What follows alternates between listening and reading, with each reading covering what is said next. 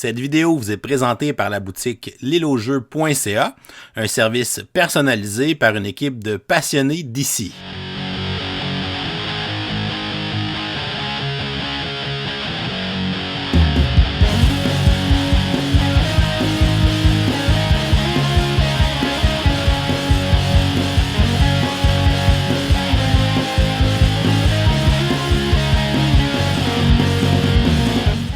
Salut les gamers, bienvenue à Professeur Board Game, je m'appelle David. Aujourd'hui à Board Game 101, je vous présente le jeu Le Projet. C'est un jeu qui a été édité en 2021 par Unexpected Games.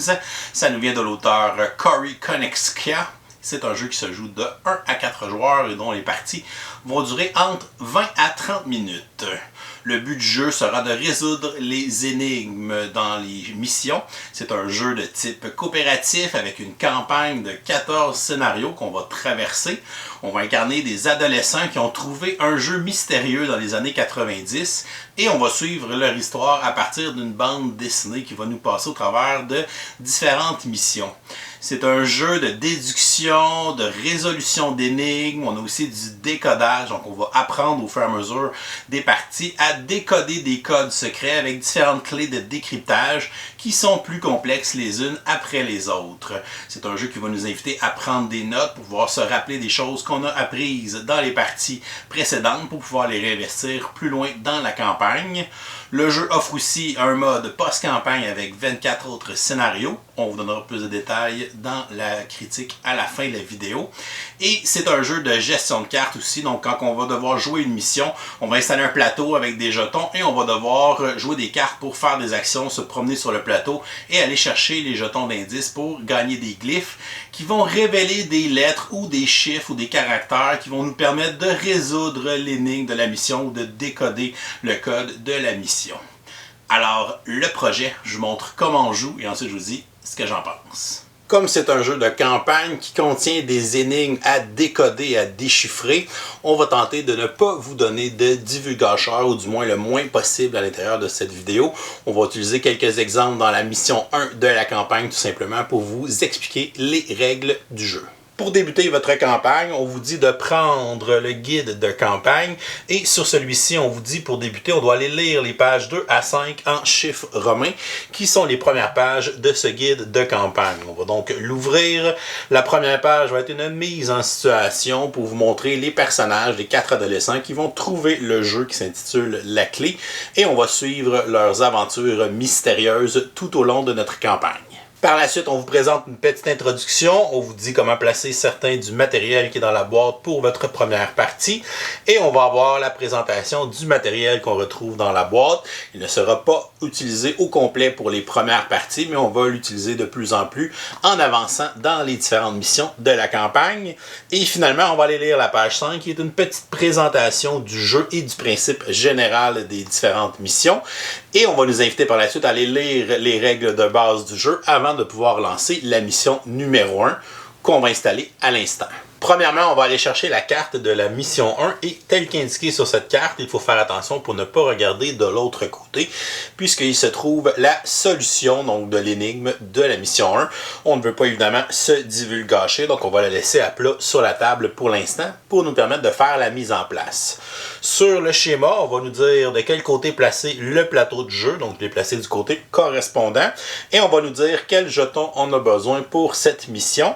On voit qu'on a besoin du jeton porte, donc à chaque mission on aura besoin de ce jeton pour montrer l'entrée, donc l'endroit où les joueurs vont débuter la partie. Dans ce scénario, on nous demande de prendre un jeton de mur et on nous demande les jetons indices orange qui eux sont utilisés dans aussi toutes les missions. On va ensuite placer tous ces jetons aux endroits indiqués sur la carte de mission. Donc l'entrée débutera à cet endroit-là. On a ici le mur qui est représenté par le point vert qui est placé juste à côté de l'entrée, ce qui va permettre d'avoir des murs ou de l'autre côté on a des ouvertures pour modifier la carte du scénario. Pour chaque mission, il y a une carte qui est différente. Et on va ensuite aller placer les jetons d'indices orange. On va les mélanger et on va aller les placer de façon aléatoire aux emplacements indiqués. Donc dans cette mission, on voit qu'il y a un chiffre 2 dans chaque pion indice. On va donc aller placer 2 pions indices à tous les endroits indiqués sur cette carte. Une fois que tous les jetons sont placés sur le plateau principal selon le schéma de la carte mission, on va prendre la console de mission et on va prendre soin de baisser tous les clapets des deux rangées qui vont nous permettre de cacher les lettres ou les chiffres cachés pour ne pas avoir la réponse à l'énigme. On va ensuite retourner la console de l'autre côté et on va aller glisser notre carte mission, encore une fois, en faisant attention de ne pas regarder le verso pour ne pas avoir la réponse. On va la glisser dans la petite fente et de cette façon, lorsqu'on va retourner la console de mission, donc les caractères du mot caché ou de la réponse sont cachés par les clapets et on va avoir les glyphes qu'on va devoir trouver pendant la partie. Et dans ce scénario, on nous pose ici une question tout simplement. Quel est le mot caché? Donc ce sera l'objectif de ce scénario. On va donc placer la console à côté du plateau principal. À côté du plateau principal, on va aller placer les 4 cartes d'action, soit la carte courir, espionner, recueillir et regrouper.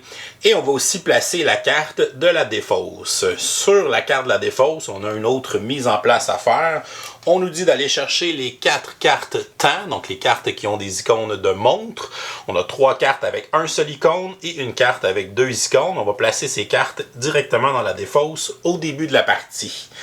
On va ensuite mélanger les cartes ressources pour se former une pioche et on va aller placer les cartes secrets sans les regarder à côté du plateau principal. Chaque joueur va se choisir un personnage et va recevoir sa carte personnage avec son action spéciale à sa couleur ainsi que son pion personnage. Ensuite, chacun des joueurs va piocher 4 cartes ressources pour former sa main de départ. Et tous les joueurs vont placer leur pion personnage sur la case où on retrouve le pion entrée. Les joueurs vont ensuite consulter leur main de cartes de départ et un joueur va se porter volontaire pour être premier joueur. Une partie du jeu, le projet, se joue à tour de rôle. Les joueurs vont utiliser les cartes dans leurs mains pour les placer sur les cartes d'action pour exécuter ces actions qui leur permettront de se promener sur le plateau, de révéler des pions indices et d'aller les recueillir pour obtenir les pions indices des glyphes qui se retrouvent sur la console de mission pour tenter de répondre ici à la question qui est de trouver le mot caché. Mais dans certains scénarios, on peut retrouver des indices qui vont nous permettre de résoudre l'énigme de la mission, donc cela peut varier d'une mission à une autre. À son tour de jeu, un joueur doit exécuter une ou 2 actions parmi les 4 qui sont proposées sur les cartes actions. Pour les faire, il va utiliser les cartes ressources qui se trouvent dans sa main. Pour mieux voir les exemples ici, je vais placer les mains de cartes face ouverte pour les joueurs, mais normalement les joueurs doivent garder leurs mains de cartes cachées des autres joueurs et on ne peut jamais révéler les valeurs des cartes qu'on a en main aux autres joueurs, mais on peut utiliser des qualificatifs comme élevé ou faible. Dans notre cas, c'est le joueur bleu qui s'est porté volontaire pour débuter la partie. Il va donc prendre une de ses cartes pour aller la placer sur une des cartes actions pour effectuer cette action. La seule règle à respecter, c'est que la carte qu'on joue doit être de valeur plus haute que la dernière carte qui a été jouée sur une action. Au début de la partie, comme il n'y a aucune carte ressource sur les cartes actions, on peut jouer n'importe quelle carte. Mon joueur bleu va prendre une carte de valeur 1 et va la placer sur l'action de courir. Et cette action me permet de me déplacer jusqu'à 3 cases sur le plateau principal. On doit suivre les ouvertures des pièces. On ne peut pas évidemment passer au travers des murs, des lignes brunes foncées qui sont pleines. Donc je pourrais par exemple me déplacer jusqu'à 3. Donc je pourrais me déplacer de 1, 2 ou 3 cases.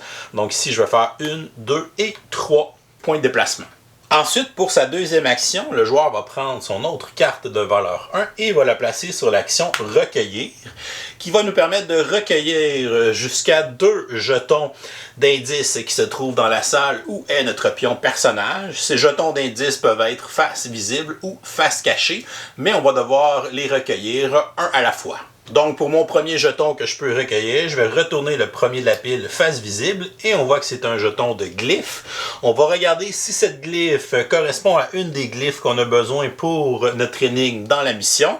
Ce n'est pas le cas, on va tout simplement défausser le jeton et le retirer de la partie. Et pour le deuxième jeton que je peux recueillir, je vais retourner le deuxième jeton de la pile. Et on voit ici une autre glyphe. On va aller regarder. C'est une des glyphes qui se trouve dans mon énigme. À ce moment-là, je vais défausser le jeton et je vais aller remonter le clapet de cette glyphe. Et on voit ici que ça correspond à la lettre E. Si jamais cette glyphe se retrouve plusieurs fois dans la console de mission, à ce moment-là, on va aller ouvrir tous les clapets qui correspondent à cette glyphe. Lorsque le joueur a terminé ses deux actions, il va mettre fin à son tour de jeu et il va aller piocher des cartes ressources pour remonter sa main à 4 cartes.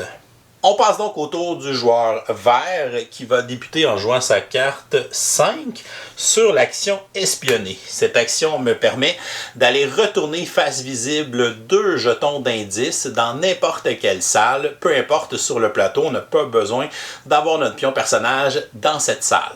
Je vais décider de faire mon action d'espionner dans la salle qui est ici et on va retourner les jetons indices un à un puisqu'il peut avoir des effets qui se déclenchent lorsqu'on va en révéler un. Donc je vais révéler le premier qui est ici. C'est une glyphe, donc on va regarder si ce symbole correspond à une des glyphes pour notre mission. Ce n'est pas le cas. À ce moment-là, ce jeton sera simplement défaussé. Comme vous voyez, certains jetons ont des icônes de couleurs. Ces icônes seront expliquées dans les règles avancées plus on va avancer dans les parties au cours de la campagne. On va donc le défausser et le retirer de la partie. On va ensuite révéler le deuxième jeton. Donc c'est un autre glyphe, une autre glyphe. Et celle-là, on la voit, elle est sur notre carte mission. Elle est même là 2 fois dans notre mot caché. Comme elle fait partie de notre mission, à ce moment-là, on va la laisser face visible à cet endroit. On devra se déplacer jusqu'à cette salle et faire l'action recueillir si on veut aller abaisser les clapets pour trouver le mot caché. Pour sa deuxième action, elle va jouer sa carte de valeur 9 et elle va la refaire, l'action espionner. Donc, je peux la jouer sur le 5 puisque c'est une carte de valeur plus haute. Et cette fois-ci, je vais aller espionner dans la salle qui est là. Je vais donc révéler le premier jeton indice. Ici, on voit que c'est un jeton de contre-espionnage. Lorsqu'on révèle ces jetons à l'aide de l'action espionnage, on va aller placer ce jeton sur l'action qui correspond à son icône. Donc ici, c'est un jeton qui va bloquer notre action de courir tant qu'on n'aura pas fait l'action regrouper pour l'enlever ou bien que certains personnages puissent utiliser leur action spéciale pour la retirer. On va continuer notre action tout de même, notre action d'espionner. On va retourner le deuxième jeton. Ici, on voit que c'est une caméra de surveillance. C'est un jeton qui est permanent. Il va donc rester sur le plateau. Et si un joueur termine son tour de jeu dans cette salle, on va tout simplement défausser la première carte de la pioche ressources et la placer dans la défausse. Et pour terminer son tour de jeu, elle va piocher jusqu'à 4 cartes pour compléter sa main. On passe donc au joueur bleu, qui lui voudrait bien se déplacer, mais l'action de courir est bloquée. Il a 2 choix pour pouvoir la débloquer. Il peut aller faire l'action regrouper ou il pourrait utiliser, comme il est Brock, il peut utiliser sa capacité spéciale. Chaque personnage a une capacité spéciale qui est différente. La capacité spéciale est une action, donc on peut la faire 1 ou 2 fois dans notre tour de jeu si on le souhaite. Sauf que cette action va nous coûter 2 cartes ressources de notre main qu'on va simplement défausser. La valeur des cartes n'est pas importante pour faire notre capacité spéciale. Donc ici, Brock pourrait défausser sa carte 6 ainsi que sa carte 11 pour pouvoir activer sa capacité spéciale. Sa capacité spéciale lui permet de choisir une des actions, d'aller retirer la première carte qui est sur cette action. Donc je prends l'action courir et ça permet aussi de défausser les jetons de contre-espionnage, ce qui va permettre de débloquer l'action. De plus, il va exécuter cette action à l'aide de son action spéciale. Donc en plus d'enlever une carte, de la débloquer, il va l'exécuter. Donc je vais faire l'action courir, mais cette fois-ci, je vais seulement me déplacer d'une seule case pour aller ici. Et comme deuxième action, le joueur va jouer sa carte 9 et va la placer sur l'action recueillir. Et ça va me permettre de recueillir les 2 jetons qui sont dans la pièce où je me trouve. On va les révéler un par un. Le premier ici, c'est un jeton de contre-espionnage. Si on les révèle à l'aide de l'action recueillir, ils n'auront pas d'effet et seront simplement retirés de la partie. Et je vais ensuite révéler le deuxième jeton et on voit ici que c'est un jeton de piège, donc c'est du gaz. Et lorsqu'on révèle un de ces jetons, donc tous les joueurs qui se trouvent dans la pièce où on a révélé le jeton de gaz vont défausser une carte aléatoire de leur main. Dans ce cas-ci, c'est la dernière carte qu'il a en main, elle sera donc défaussée et ce jeton sera retiré de la partie. Et pour finir son tour de jeu, comme sa main est vide, il va piocher 4 nouvelles cartes. Donc on va toujours monter notre main à 4 à la fin de notre tour. On passe donc au tour du joueur vert qui va vouloir faire l'action regroupée, qui est la dernière action qu'on n'a pas encore expliquée. Je vais prendre ma carte ici de valeur 2, je vais la placer sur l'action regroupée. Lorsque j'exécute cette action, je vais défausser toutes les cartes ressources qui se trouvent sur une des 3 autres actions, donc soit recueillir, espionner ou courir. Donc dans ce cas-ci, je pourrais retirer toutes les cartes de l'action recueillir, ce qui nous permettrait de recommencer avec des plus petites cartes pour pouvoir jouer cette action. Cette action me permet aussi de défausser tous les jetons de contre-espionnage qui se trouveraient sur une action pour la bloquer, donc on peut donc débloquer nos actions avec regrouper. C'est à noter que l'action de regrouper ne pourra jamais être vidée. On ne pourra donc jamais retirer les cartes de la partie qui sont placées sur l'action regrouper. Donc il faut faire attention pour ne pas placer des cartes trop hautes trop rapidement. Plus la partie avance, plus les joueurs vont utiliser les cartes en main pour pouvoir se promener sur le plateau, révéler des jetons d'indices, aller recueillir des jetons indices et avoir de plus en plus d'indices pour trouver la réponse à la question ou les indices qui vous permettront d'avoir la réponse à l'énigme de la mission. Éventuellement, les joueurs vont jouer des cartes et il n'y aura plus de cartes disponibles dans la pioche. À ce moment-là, ce qu'on va faire, lorsqu'un joueur va terminer son tour de jeu, qu'il doit piocher des cartes et que la pioche est vide, on va reprendre toutes les cartes qui sont dans la défausse et cette fois-ci, on va prendre aussi les cartes de temps. Donc les 4 cartes avec des icônes de montre, on va les insérer parmi les autres cartes ressources. On va mélanger tout ça et on va reformer une nouvelle pioche de cartes ressources. On va aussi retourner de l'autre côté la carte de la défausse qui montre que nous sommes présentement en péril et qu'on a les conditions de défaite qui seront actives. À partir du moment où les joueurs sont en péril, les joueurs ne sont plus obligés à la fin de leur tour de compléter leur main à 4 cartes. On peut piocher des cartes, mais c'est rendu facultatif. Et on peut décider de piocher 0 carte, 1 carte, ou y aller une à la fois pour piocher des cartes et les ajouter à sa main. Donc, par exemple, mon joueur finit avec 2 cartes, pourrait dire je vais en piocher une pour voir ce que c'est. Donc, il pioche la première carte. C'est la carte de montre avec les 2 temps. On va la mettre de côté. Et le joueur va décider s'il veut piocher une autre carte. Je pourrais dire que je veux piocher une carte. C'est une carte de valeur 1. Je vais l'ajouter dans ma main. Et il pourrait arrêter son tour de jeu à cet endroit. Un joueur qui a 0 carte en main à ce moment-là pourrait lui aussi décider de ne pas piocher aucune carte, ce qui fait qu'à son prochain tour de jeu, il pourra passer son tour et ne pas faire aucune action. Et il va ensuite décider à la fin de son tour s'il veut prendre le risque de piocher des cartes pour les ajouter à sa main. Un joueur qui a seulement une carte en main et dont la valeur est très faible et s'il ne peut pas la jouer sur aucune des 4 actions, à ce moment-là, il peut aussi passer son tour de jeu. Par contre, dès qu'un joueur a 2 cartes en main, il est obligé de faire une action et dès qu'on a 2 cartes, on peut faire notre action spéciale de notre personnage. Donc à ce moment-là, on ne peut pas passer notre tour de jeu. Si jamais les joueurs jouent des cartes et qu'on arrive pour piocher à la fin de notre tour et qu'on pioche une carte temps et que toutes les cartes temps qu'on a piochées jusqu'à maintenant cumulent un total de 3 icônes de montre, à ce moment-là, les joueurs vont perdre la partie. Si je n'avais pas pioché cette carte et qu'on décidait d'arrêter la partie, donc les joueurs peuvent décider d'arrêter de faire des actions et peuvent tenter de résoudre l'énigme du scénario à tout moment.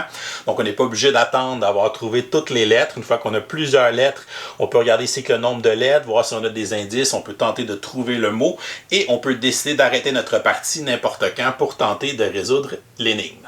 Par contre, les joueurs ont seulement une chance de résoudre l'énigme, puisque pour valider notre réponse, on devra retirer la carte mission de la console de mission pour regarder de l'autre côté pour voir la réponse. Si les joueurs ont obtenu la bonne réponse, à ce moment-là, ils ont gagné la mission.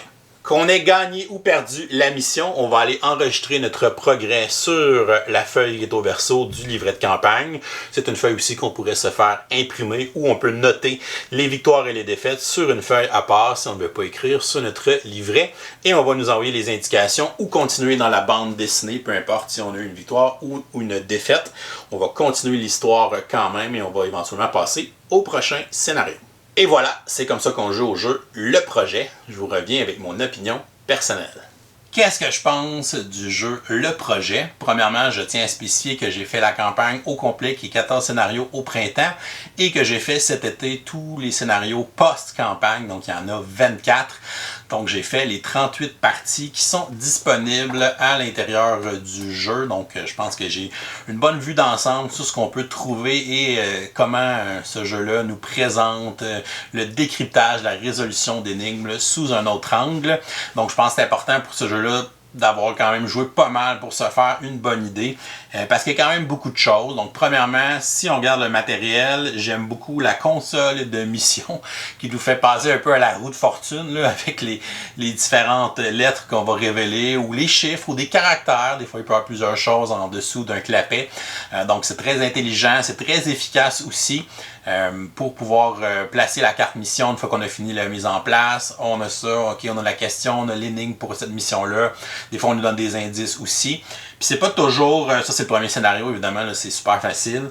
Mais c'est pas nécessairement juste de trouver le mot ou les choses cachées. Des fois, les choses cachées, c'est juste des indices. Puis à partir de ces indices-là, tu vas trouver la réponse à l'énigme ou tu vas te déduire quelque chose par rapport à ça.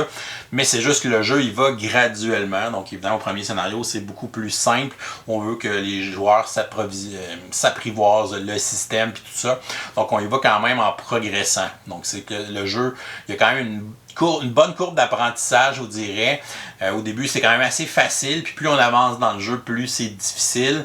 Puis c'est encore plus difficile dans le post-campagne, qu'on pourra parler un petit peu, évidemment, en évitant un peu les divulgateurs. Mais je pense que la force de ce jeu-là, c'est que oui, c'est un jeu de déduction d'énigmes, mais c'est pas un jeu de déduction d'énigmes comme les autres jeux dans ce type-là. Ça ressemble pas nécessairement beaucoup au jeu d'Escape Room, même si on pense que c'est ça. C'est vraiment un jeu de décodage, de décryptage. Oui, il y a de la résolution d'énigmes, parce que quand on nous pose une question sur la carte mission, où on nous demande de trouver un lien entre les différentes choses qu'on va trouver avec les clapets. Oui, il y a un aspect de déduction, il y a un aspect résolution d'énigmes. Mais ce qui prend beaucoup de place dans le jeu, c'est vraiment le décryptage. Donc, on va vous apprendre à décoder des choses codées de différentes façons. Et ça, j'ai été assez surpris par la profondeur du côté décryptage. Au début, je me disais, ils vont nous apprendre 2-3 codes, 2-3 façons de prendre des mots, justement des mots qui n'ont aucun sens, des caractères qui n'ont aucun sens. Puis quand je les passe dans une clé de décryption, ben là, ça donne quelque chose qui fait du sens. On a énormément de clés de décryptage. Je vous dirais qu'on en apprend au moins 6 pendant la campagne. 6 façons de décoder des codes, que ce soit avec des pictogrammes, avec des alphabets qui se modifient, qui se changent, donc des façons d'alterner les lettres et tout ça. Donc c'est quand même intéressant et on vous les apprend quand même de façon facile, je dirais. Là, on va vous révéler des cartes secrets. Plus on va terminer des scénarios, quand on va observer le côté de la carte mission, que les réponses, des fois ça va être écrit secret 1 ou secret 4 ou secret 12. Là, on va aller chercher la carte secret qui correspond à cette carte-là qu'on nous indique. Puis ces cartes secrets-là, c'est ça qui va contenir éventuellement les clés de décryptage et des trucs comme ça. Dans la campagne, on a aussi des choses qui sont cachées à même la bande dessinée. Donc, des fois, on va lire des choses dans la bande dessinée. On va trouver des caractères un peu cachés, un peu secrets. On ne sait pas ce que ça veut dire. Puis plus tard, on va apprendre une clé de décryption. Puis, est-ce qu'on avait vu à telle page? Ah ben oui, là, on est capable de le décrypter avec telle clé. Ça fait du sens. Fait que c'est un jeu, il faut quand même être vigilant. Il faut prendre des notes. Donc, c'est important d'avoir des feuilles, prendre des notes. Surtout pour vos clés de décryptage. Là, vous ne ferez pas ça de mémoire, je vous le dis tout de suite. Donc, il faut avoir des feuilles avec différents alphabets. Puis là, qui est tel code, ben, le A ça veut dire telle affaire, dans tel code, le A veut dire d'autres choses, ou dans tel symbole, dans tel alphabet, ça veut dire telle chose. Fait qu'il faut quand même prendre beaucoup de notes parce qu'on va réinvestir beaucoup les choses qu'on vous fait découvrir. Fait que ça, c'est le fun. Des fois, on est 3 scénarios plus tard, puis là, on vient de trouver quelque chose, on vient de trouver une clé. Puis là, on a cette carte-là depuis le début de la campagne, on n'était pas capable de la lire, mais là, avec la nouvelle clé, on est capable. Fait que bref, c'est le genre de jeu qui va faire allumer des petites ampoules au-dessus de vos têtes parce que justement, on va apprendre un peu plus d'informations, un peu plus de façon de décoder le jeu, plus on va avancer dans la campagne. Fait qu'une belle progression, une belle façon d'emmener ces nouvelles façons de décoder-le à l'intérieur de la campagne. Le jeu est vraiment découpé en deux parties. On a le jeu de plateau dans lequel on joue les cartes ressources, on se promène, on ramasse des jetons d'indices. Puis ces jetons d'indices-là me permettent d'ouvrir les portes qui nous donnent accès à des informations pour trouver la clé de l'énigme. Fait que ça, c'est une partie du jeu. Et on a la deuxième partie qui est justement de trouver les différents codes, de trouver les réponses aux énigmes, de décoder les indices, trouver des choses cachées. C'est vraiment deux parties du jeu qui sont très distinctes. Je sais que pour certaines personnes, l'aspect jeu de cartes et tout ça va peut-être tomber un peu à plat, va peut-être tomber un peu redondant. On pourra en reparler tout à l'heure. Pour moi, ça m'a pas tant dérangé. J'ai trouvé quand même que c'était un petit jeu coop de gestion de cartes qui était quand même bien ficelé, qui était simple à prendre en main. Le fait qu'on ait de l'information cachée, donc nos cartes, on peut pas révéler la valeur. La règle, elle est simple, tu peux pas révéler les chiffres de tes cartes. Tu peux dire haut, tu peux dire élevé, puis c'est tout. Les couleurs des cartes n'ont pas d'influence pour le début de la campagne. Éventuellement, certaines choses vont faire référence aux couleurs, certaines habiletés aussi de personnages qui peuvent avoir rapport avec les couleurs de cartes. Mais sinon, pour les jouer, là, ça n'a pas d'influence. Fait que oui, les règles sont simples. Oui, c'est quelque chose qui est facile à prendre en main. Mais je l'ai trouvé quand même bien. Il me faisait penser un peu à Burgle Bros. Ça avait des petites similarités avec Burgle Bros. Au lieu d'avoir un système de points d'action, mais là, c'est un système de gestion de cartes. C'est intéressant le fait qu'on peut jouer une action et non tout le temps en jouer deux. Donc, je peux choisir d'en jouer une ou je peux choisir d'en jouer deux. Des fois, si j'ai juste des grosses cartes, ben là, je vais peut-être dire je vais faire une seule action ce tour-là pour pas monter les paquets de cartes trop vite. Parce qu'évidemment, si on monte trop vite, ben là, il va falloir faire l'action regroupée. Puis l'action regroupée, on peut la faire un certain nombre de fois dans une partie parce qu'on peut jamais enlever les cartes qui sont dessus. Donc, c'est des choses à bien penser. C'est des petites décisions qui sont intéressantes. C'est pas nécessairement la partie du jeu qui est la plus stimulante, mais je la trouve quand même bien. Quand j'ai terminé la campagne de 14 scénarios, je pensais que j'avais fait le tour du jeu, puis je me disais, ils ont mis quelques scénarios de post-campagne qui vont me permettre de rejouer quelques parties, puis de réinvestir un peu les choses qu'on a appris. Mais c'est vraiment pas ça. J'étais totalement dans le champ. En fait, le post-campagne, on vous offre 24 scénarios qui sont séparés en 3 catégories, donc 3 catégories de 8 scénarios. Il faut les faire quand même dans l'ordre parce qu'on peut réinvestir des choses qu'on a appris dans un plus tard, dans l'autre, des choses comme ça. Et on a une espèce de méta-énigme, donc on a une méta-énigme qui relie les 24 scénarios de post-campagne, c'est-à-dire que vous allez trouver au travers des 24 scénarios de post-campagne des indices qui vont vous permettre de déchiffrer cette méta-énigme-là qui va vous permettre de valider ou de montrer que vous êtes des maîtres décodeurs d'une façon très originale et très cool. Elle est vraiment le fun, la méta-énigme. Ça prend beaucoup de temps de jeu pour pouvoir arriver à la décoder, à la décrypter, trouver tous les indices qui sont cachés. Ça a été vraiment stimulant. On était vraiment motivés à la faire. C'est le genre de jeu qu'on jouait des fois 8-10 parties dans la même soirée. Les parties, c'est rarement au-dessus de 30 minutes. Sur la boîte, c'est écrit 30 à 60 minutes. Honnêtement, 15 à 30 minutes. Des fois, on a des parties qui ont duré 10 minutes parce que justement, on déchiffrait une couple de glyphes. Puis là, OK, ben c'est tant de mots, c'est tant de lettres, c'est ça l'indice qu'on a. Ouais, on est pas mal sûr que c'est ça la réponse. Fait que des fois, il y avait des parties qui étaient vraiment courtes. Ça permet d'enchaîner les parties. Le fait que les parties peuvent durer 15-20 minutes. 20 minutes, c'est pas mal la moyenne, je dirais, de nos parties. Fait que c'est quand même assez rapide. Fait que si tu joues 2-3 heures de temps, tu vas te rendre à faire une dizaine de scénarios dans ta soirée, puis ça va passer vite. Fait que c'est le genre de jeu qu'on a tendance à vouloir enchaîner les parties. C'est sûr que c'est pas tout le monde qui aurait le goût de jouer 38 parties de ce jeu-là ou du même jeu. Mais je vous dis que la partie décodage, décryptage, énigme, elle est super stimulante. Et le post-campagne a vraiment une coche de difficulté sur la campagne. Fait que si vous avez trouvé la campagne trop facile, ce qui était mon cas, vous allez être servi dans le post-campagne. Donc les scénarios sont plus difficiles à la base, les plateaux sont plus difficiles, les configurations sont plus difficiles aussi. Et les énigmes sont plus difficiles. Donc, dans la campagne, quand on vous apprend une clé de décryptage, généralement, on va vous la donner sur une carte secrète. Puis on va vous dire, ben voici la clé, puis là, après ça, c'est à toi de voir quand l'utiliser et tout ça. Mais dans le post-campagne, ce qui était vraiment cool, c'est que on va vous faire deviner les nouveaux codes. Donc on va, avec les consoles de mission, on va révéler des choses en rejoignant notre mission comme normal, et les choses vont nous permettre de déduire nous-mêmes un nouveau code de décryptage. Donc là, c'est vraiment un autre niveau de déduction, et il y a des codes qui sont assez fous. Puis quand on a réussi à les craquer, ces codes-là, parce que des fois, on pouvait passer comme 15 minutes à regarder les indices qu'on avait, parce que justement, on était rendu à peu avoir de temps, ou on voulait plus piocher pour pas perdre la partie. Puis là, on réfléchissait, puis on essayait des affaires sur nos feuilles brouillons, puis on regardait ça. Puis là, il y a des codes vraiment hot à découvrir. Il y en a qui sont vraiment, vraiment corsés. Donc, ça a été vraiment stimulant. Fait que vraiment une grosse marche, je trouve, entre le post-campagne puis la campagne en tant que telle. Fait que la campagne, c'est un peu une introduction. Tu peux pas la sauter, malheureusement, parce que tu as besoin des choses que tu apprends dans la campagne pour le post-campagne. Tu peux pas dire je commence avec le post-campagne parce que la campagne est trop facile. Il faut quand même que tu fasses ces scénarios-là, que tu trouves les premiers codes de décryptage pour ensuite apprendre des codes plus compliqués. Puis surtout apprendre les codes par déduction, c'est beaucoup plus difficile que juste te donner la clé puis amuse-toi à le déchiffrer.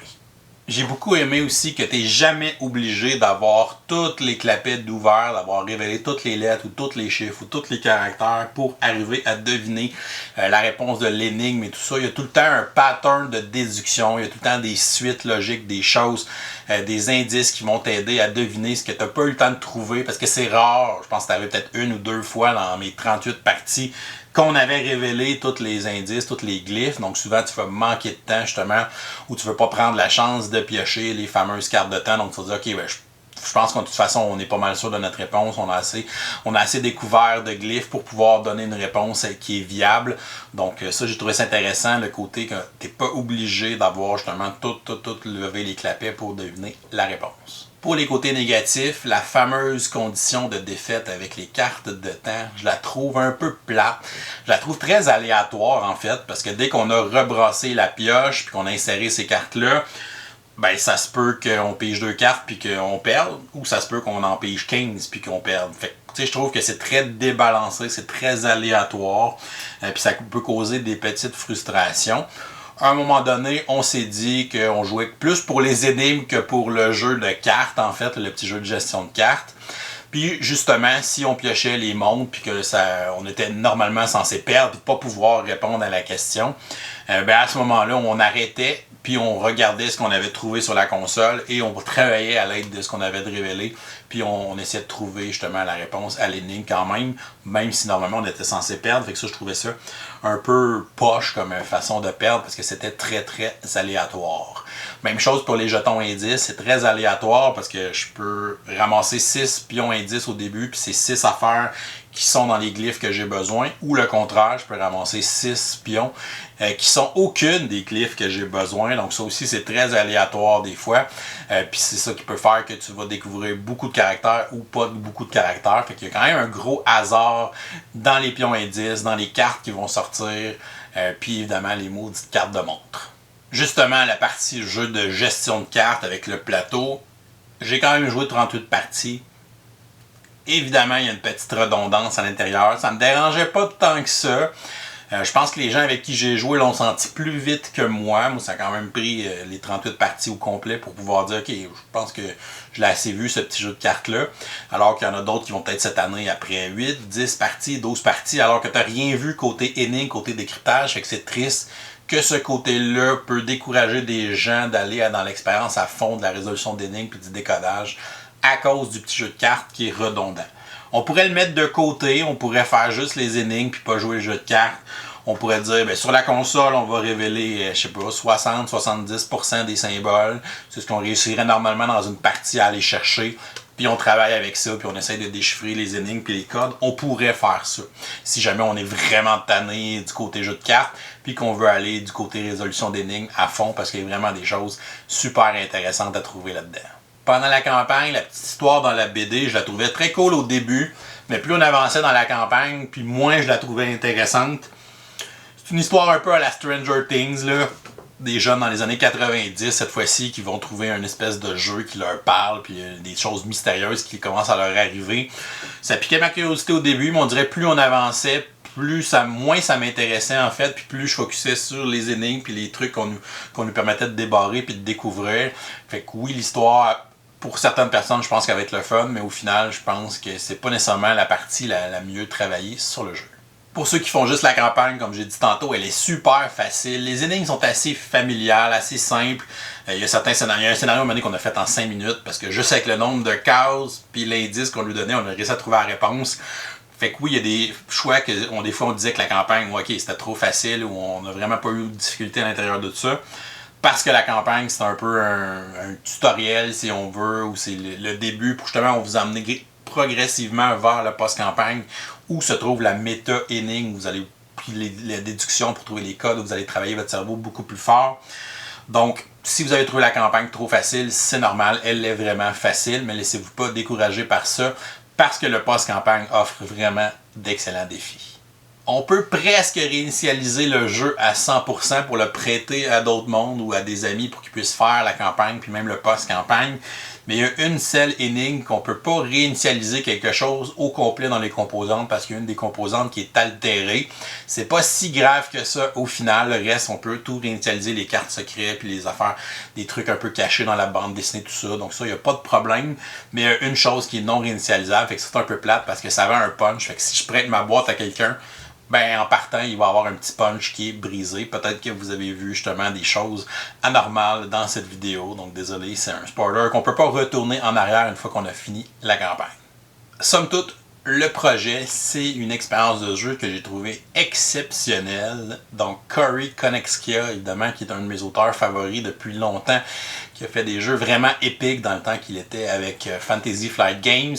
Donc, il a fondé sa compagnie qui est Unexpected Game pour pouvoir sortir le projet. Donc, j'ai pas de doute que c'est un jeu qu'il a travaillé des années dans sa tête, qu'il a peaufiné, qu'il a développé et qu'il a caché des choses vraiment très très cool à l'intérieur de ce jeu-là.